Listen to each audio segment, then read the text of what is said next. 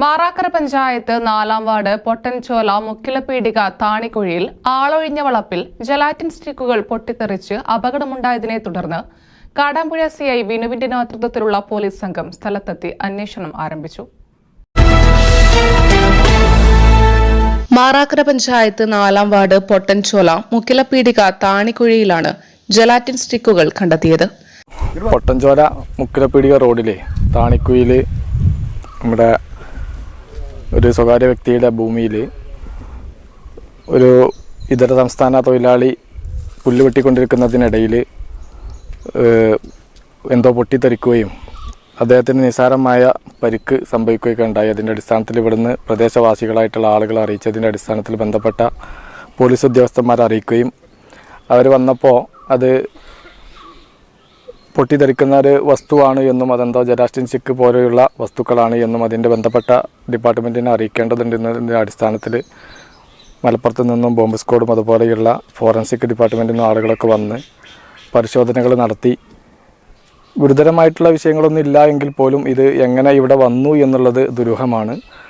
ഇതിലെന്തെങ്കിലും ആസൂത്രിതമായിട്ടുള്ള ശ്രമങ്ങൾ ഉണ്ടായിട്ടുണ്ടോ എന്നുള്ളതൊക്കെ ബന്ധപ്പെട്ട പോലീസ് ഉദ്യോഗസ്ഥന്മാരും മറ്റും അന്വേഷണം നടത്തി നിജസ്ഥിതി പുറത്തു കൊണ്ടുവരണം.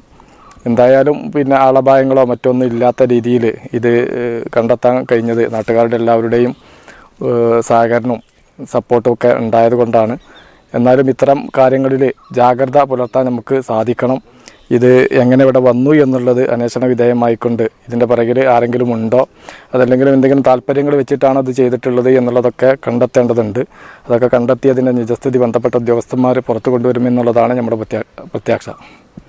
രണ്ടത്താണി സ്വദേശിയുടെ ഉടമസ്ഥതയിലുള്ള സ്ഥലത്ത് കാട് വെട്ടി വൃത്തിയാക്കുന്നതിനിടെ ജലാറ്റിൻ സ്റ്റിക്ക് പൊട്ടി അന്യസംസ്ഥാന തൊഴിലാളിക്ക് പരിക്കേറ്റു. സംഭവത്തെ തുടർന്ന് കാടാമ്പുഴ പോലീസും ബോംബ് സ്ക്വാഡും മൊബൈൽ ഫോറൻസിക് യൂണിറ്റും സ്ഥലത്തെത്തി നടത്തിയ പരിശോധനയിലാണ് 4 ജലാറ്റിൻ സ്റ്റിക്കുകൾ കണ്ടെത്തിയത്.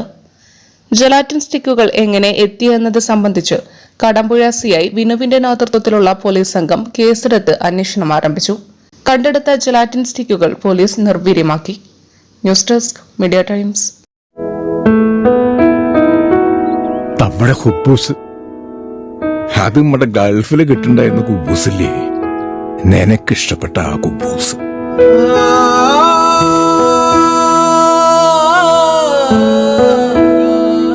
പ്രവാസികൾക്ക് മാത്രല്ല, ഇപ്പൊ നാട്ടിൽ എല്ലാവർക്കും അൽദാൻ കുബൂസ് മാത്രം മതി.